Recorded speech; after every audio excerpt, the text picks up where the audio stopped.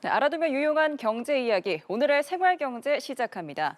최근 다양한 종류의 저당, 제로 아이스크림이 출시돼 건강이나 다이어트를 고려하는 소비자들에게 많은 관심을 받고 있습니다.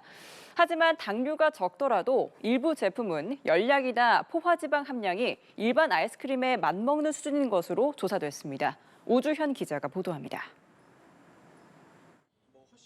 건강관리나 다이어트에 좋은 음식을 선호하는 헬시 플레저 열풍과 함께 저당 제로 아이스크림을 찾는 소비자들이 많습니다.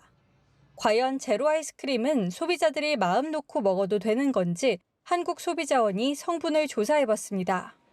소비자원은 초코바, 모나카, 파인트 등 3가지 종류로 구분해 모두 11개 제품을 조사했는데 모두 당류는 아예 없거나 함량이 적은 수준이었습니다. 하지만 일부 제품에서 열량이 일반 아이스크림과 맞먹는 수준으로 나타났습니다. 일부 초코바 제품은 일반 아이스크림과 비교해 열량과 포화지방 함량이 비슷한 수준이었습니다.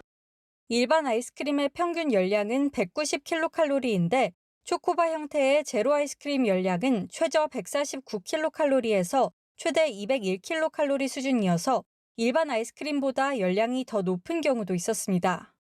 체내에 쌓이기 쉬운 포화지방 함량도 모나카나 파인트 형태에선 비교적 적었지만 초코바 제품은 일반 아이스크림과 유사한 수준이었습니다.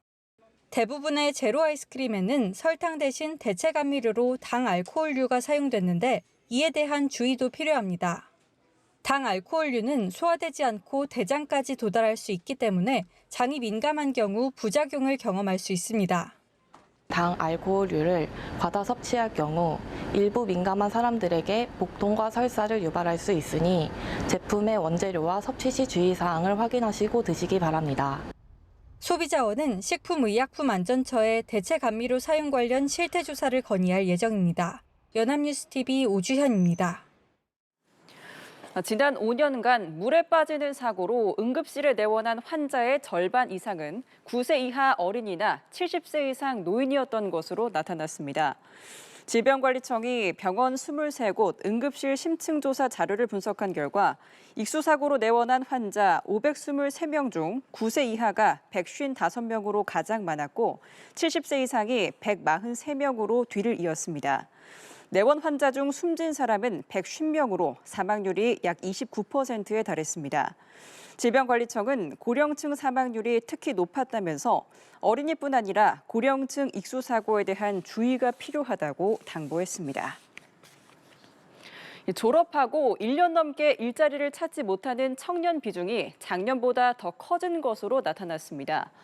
통계청이 오늘 발표한 2025년 5월 경제활동 인구조사 청년층 부가조사 결과에 따르면 올해 5월 기준 청년층 취업자는 368만 2천 명으로 1년 전보다 15만 명 줄었습니다. 1년 이상 미취업한 청년은 56만 5천 명으로 1년 전보다 2만 3천 명 줄었지만 비중은 46.6%로 1%포인트 상승했습니다. 이 중 3년 이상 미취업 청년은 23만 명에 달했는데 작년 같은 기간과 비교해 비중이 18.5%에서 18.9%로 더 커졌습니다. 네, 오리온의 인기 제품 중 하나죠. 참붕어빵 제품 일부에서 곰팡이가 발생한 것으로 확인됐습니다. 오리온은 참붕어빵 제품 일부에서 곰팡이 발생 사례가 확인됨에 따라 시중에 유통된 15억 원 상당의 제품을 전량 자율 회수했다고 밝혔습니다. 다만 제조 라인이 다른 슈크림 맛은 해당되지 않는다고 설명했습니다. 회수 대상 제품은 어제 이전 생산된 것으로 해당 제품을 구매한 소비자는 구입처나 오리온 고객센터를 통해 환불받을 수 있습니다.